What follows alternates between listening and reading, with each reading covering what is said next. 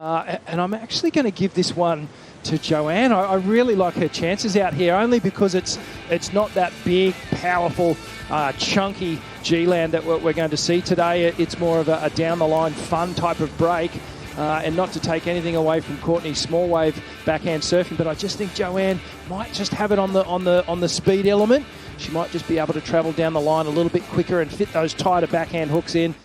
But some great sets coming through. We had a surf earlier, and there's a little bit of energy in the ocean, and it's scheduled to pick up over the next few days, so we're excited about that. But it looks like we have this heat up and underway. We sure do, and it is going to be Courtney getting things started here. Gets a whole lot of speed. This wave's going to shut down, though. Well, it looks like we may have a rider up at the moment. It's Johanne Defay. She's found a bit of a corner here. Nice little swoop off the top. This wave, a better pace than Courtney's, and it's allowing her to get some turns done. Needs something major on the inside, though, if she wants to push this number a little higher. Just really looking to finish this one off strong here on the inside. Gets that board up there one more time, and she likes the feel of that. She did like it. Well, I think it's in regards to an opening wave, I think it's right there. It's a good start. You could see Johanne was not really in, fifth or sixth gear on that one. She was just staying in fourth gear, getting through the motions, making sure she was collecting points. As we watch the replay here, just trying to get around this first section. Now it slows up for her. That first turn, nice and crisp, and the second. And you can see she's not overcommitting the board, always just turning the board enough and then staying in that down the line motion and getting a series of great turns all the way through to the inside. So really picking a great wave there to open up. Reef break left-handers, Fiji 2016, a victory. The completion of the Margaret River event at Uluwatu in 2018. She got the victory. And here we go. This is Courtney, and she's playing catch-up. Johanne's scores just come through at a 6.67. And it didn't look like Courtney was able to finish off that ride. An extra 5 minutes on the clock as we watch the replay here. There's a nice snap to start things off for Courtney, and the second one backs it up and just mistimes that final manoeuvre. Unlucky enough to be coming through an era where you've got, two of the greatest ever just hogging all the world titles at the top there, and Tyler Wright hasn't made life easy either. But these two surfers always turn up. They always put in solid performances, and they've been good enough to wrestle victories away from those dominant forces, claiming all those world titles.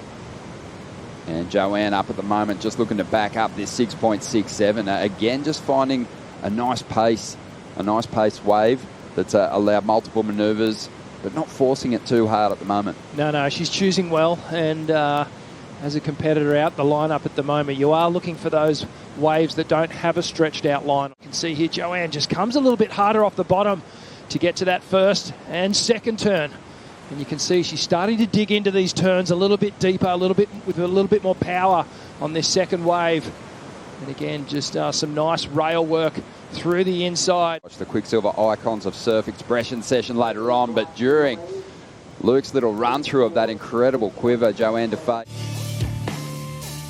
Courtney Conlogue trying to get herself back into the picture here in heat number 2 of the elimination round of the Roxy Pro G-Land. And she is on her way, a good-looking wall, sending plenty of spray off the rail as she looks to finish this one off strong on the inside, driving up into the pocket. That is just what she needed with just over 16.5 minutes to go. And let's see why. Because look at watch the power here. This is the thing that Courtney has, and this is where she's going to be able to differentiate herself from Johanne, is just these power turns off the top.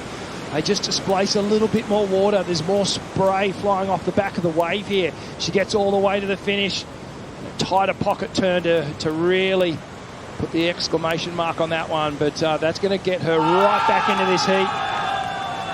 Some vision there, everyone.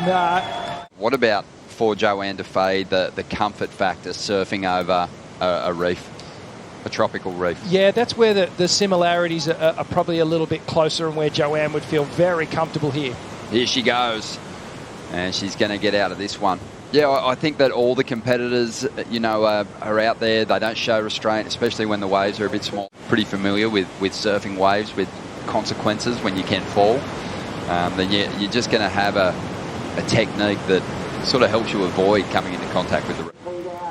It feels like this one's going to come to a close without her getting the opportunity to chase down that score. even though there was enough opportunity in this heat, you know, I think maybe positioning at the start has cost them a scoring ride. I think maybe Courtney's first wave, which she got stuck behind on, was potentially down the line a good opportunity to place a big number, but she's going to fall out of the mix.